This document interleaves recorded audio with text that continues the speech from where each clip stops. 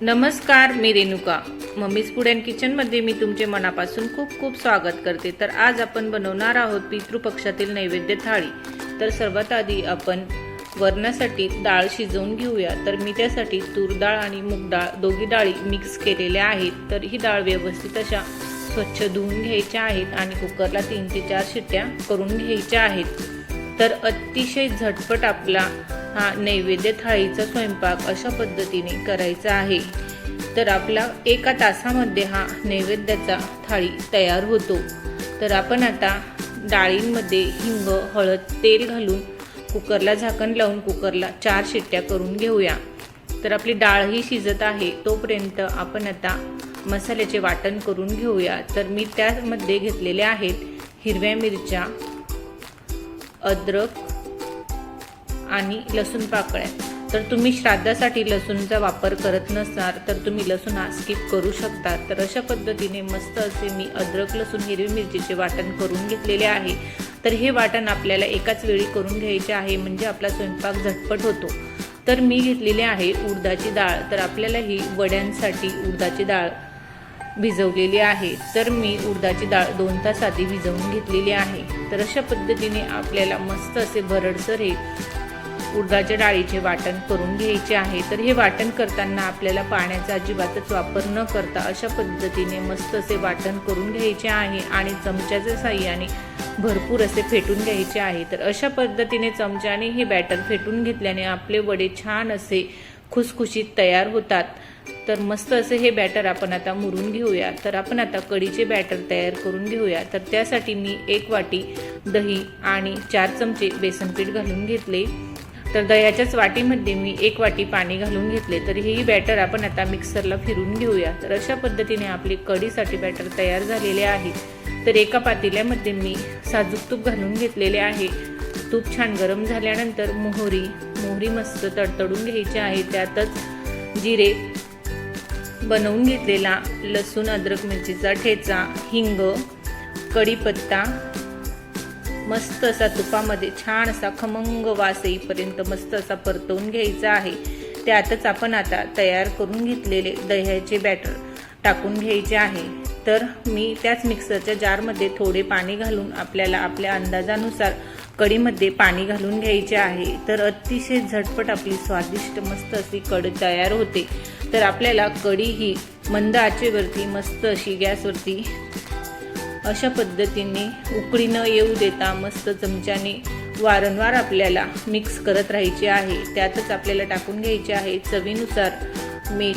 तर मीठ व्यवस्थित असे मस्त कढीमध्ये वितळून झाल्यानंतर झटपट आपली कढी तयार झालेली आहे. त्यातच आपण आता टाकून घेतली आहे मस्त अशी हिरवीगार कोथिंबीर.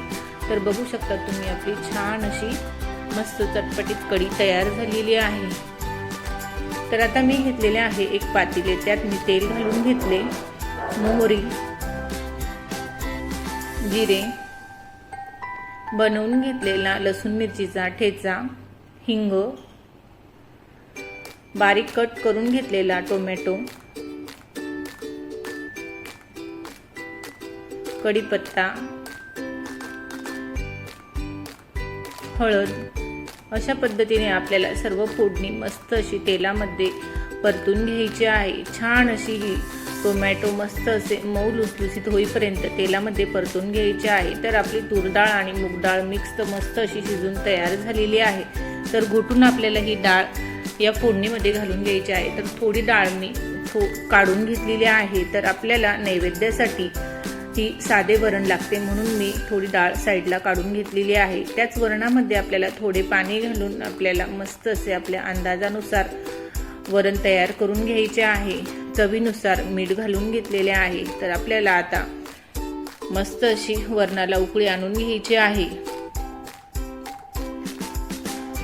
आपले वरणही तयार झालेले आहे. तर आपण आता थालीसाठी चपाती बनवून घेऊया. तर मी आधीच कणिक मळून घेतलेले होते. तर अशा पद्धतीने आपल्याला कणकेचा गोळा मस्त असा पिठामध्ये बुडवून घ्यायचा आहे आणि थोडी छोटी अशी पारी त्याची लाटून घ्यायची आहे. त्याच पारीला आपल्याला तेल आणि सुके पीठ लावून मस्त अशी ही पारी दुमडून घ्यायची आहे. तर मी तुम्हाला याआधी चपाती बनवण्याची रेसिपी सेंड केलेली आहे.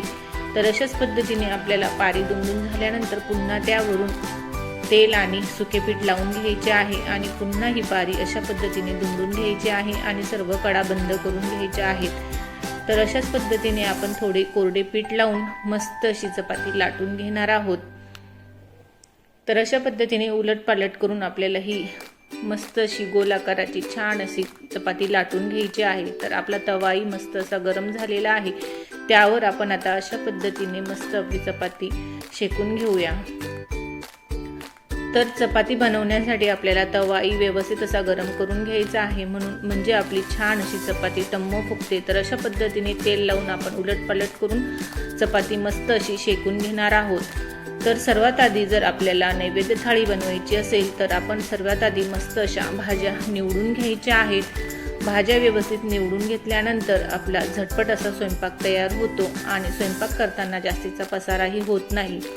तर अशा पद्धतीने मस्त आपली चपाती ही तयार झालेली आहे। तर आपण आता खिरीसाठी शिजवून घेतलेला भातही दळून घेणार आहोत। तर मी आता शिजवलेला भात आणि त्यात थोडे दूध घालून घेतलेले आहे आणि मिक्सरला अशा पद्धतीने मस्त असे खिरीसाठी बॅटर तयार करून घेतलेले आहे। तर एका पातेल्यामध्ये मी साजूक तूप घेतलेले आहे। तर साजूक तुपाची फोडणी केल्याने आपले छान अशी मस्त खीर तयार होते। त्यातच मी आता काजू, बदाम आणि चारोळी मस्त असे ड्रायफ्रूट तुपामध्ये परतून घेणार आहे। तर थोडे आपल्याला मिनिटभर हे ड्रायफ्रूट मस्त असे तुपात परतून झाल्यानंतर मी त्यात ओल्या नारळाचा चव घेतलेला आहे। तर तुम्ही ओल्या नारळाऐवजी सुक्या नारळाचाही चव घेऊ शकता। तर अशा पद्धतीने मस्त त्यातच मी आता मनुकेही घालून घेतलेले आहेत। मनुके ऑप्शनल आहेत, पण मनुके घातल्याने अप्रतिम मस्त अशी आपली दाताखाली मनुके आल्यानंतर आपली खट्टी मिठी चव लागते। तर अशाच पद्धतीने मी मिक्सरला वाटून घेतलेले भाताचे बॅटरही त्यात टाकून घेतलेले आहे। तर आपल्याला दुधाला भरपूर अशी साय आलेली असते, म्हणून दूध आणि दुधावरची साय मी यात घालून घेतलेली आहे। चवीनुसार साखर। तर अशा पद्धतीने आपल्याला मस्त अशी विलायची पूड घालून आपली अप्रतिम अशी चविष्ट खीर तयार करून घ्यायची आहे। तर व्यवस्थित साखर यामध्ये विरघळेपर्यंत आपल्याला छान अशी खिरीला उकळी आणून घ्यायची आहे। खिरीला छान उकळी आल्यानंतर त्यातच आपण थोडे जायफळ मस्त असे किसून घालायचे आहे। आणि ज्यावेळी आपल्याला गॅस बंद करायचा आहे तर त्यामध्ये आपल्याला अतिशय चिमूटभर मीठ घालून घ्यायचे आहे। तर मीठ घातल्याने अप्रतिम आपली खीर मस्त अशी तयार होते। तर आपण आता बेसन पीठ घेतलेले आहे, त्यातच मी चवीनुसार मीठ, हळद, जिरे, लाल मिरची पूड, बनवून घेतलेला लसूण मिरचीचा ठेचा, तीळ आणि अर्धी लिंबाची फोड पिळून घेतलेली आहे। आणि मस्त असे याचेही बॅटर आपल्याला आता तयार करून घ्यायचे आहे। तर तुमच्या लक्षातच आले असेल आता की हे बॅटर मी कशासाठी तयार करत आहे। तर अशा पद्धतीने आपल्याला चमच्याच्या साहाय्याने व्यवस्थित असे हे बॅटर मस्त असे दाटसर तयार करून घ्यायचे आहे। तर अशा पद्धतीने बघू शकता तुम्ही अतिशय दाटसर आपल्याला हे बॅटर तयार करायचे आहे।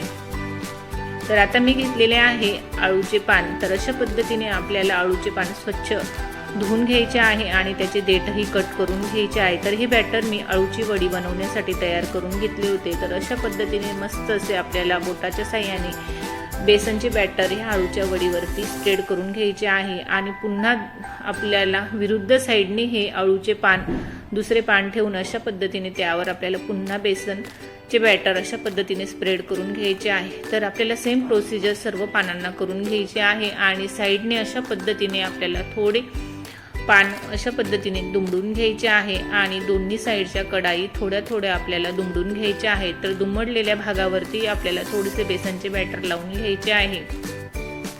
तर अशा पद्धतीने आपल्याला चारही बाजूंच्या कड्या थोड्या थोड्या दुमडून त्यावर बेसनची बॅटर लावून अशा पद्धतीने मस्त असा हा रोल बनवून घ्यायचा आहे। तर थोडे बेसन पीठ लावत अशा पद्धतीने आपल्याला हा रोल तयार करून घ्यायचा आहे। तर एका चाळणीला मी तेल लावून हा रोल मी 20 मिनिटभर असा वाफवून घेणार आहे।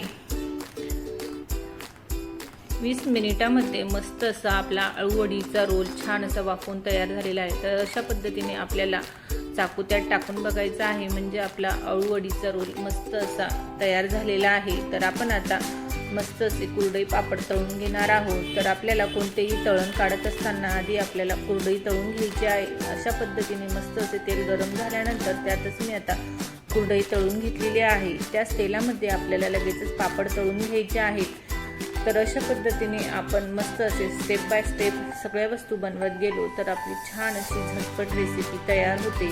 तर अशा पद्धतीने आपण आता वड्यांचे बॅटर तयार करून घेऊया। तर सर्वात सुरुवातीला मी हे उडदाची डाळ वाटण करून ठेवलेली आहे, त्यातच मी आता लसूण मिरचीचे वाटण आणि चवीनुसार मीठ, भरपूर अशी कोथिंबीर घालून घेतलेली आहे आणि थोडा टाटा सोडाही त्यात घालून घेतलेला आहे। तर अशा पद्धतीने मस्त हे बॅटर व्यवस्थित हाताने मिक्स करून घ्यायचे आहे। तर वड्यांचे बॅटर मिक्स करताना आपल्याला हाताचाच वापर करायचा आहे, तेव्हा ते वड्यांचे बॅटर मस्त असे खुसखुशीत तयार होते आणि आपले वडे छान असे तयार होतात। तर अशा पद्धतीने बोटांना आपले थोडे तेल लावून मस्त असे गोल आकाराचे छोटे छोटे मध्ये एक बोटाच्या साहाय्याने होल पाडून अशा पद्धतीने आपल्याला वडे तयार करून घ्यायचे आहेत। तर मस्त असे आपले उडदाचे वडे तयार झालेले आहेत। असे मस्त मंद आचेवरती आपल्याला खमंग वडे तयार करून घ्यायचे आहेत। त्यातच मी आता अळूवडी मस्त अशी खुसखुशीत तळून घेणार आहे। तर अशा पद्धतीने आपली छान अशी खमंग ब्राउनिश रंगाची होईपर्यंत आपल्याला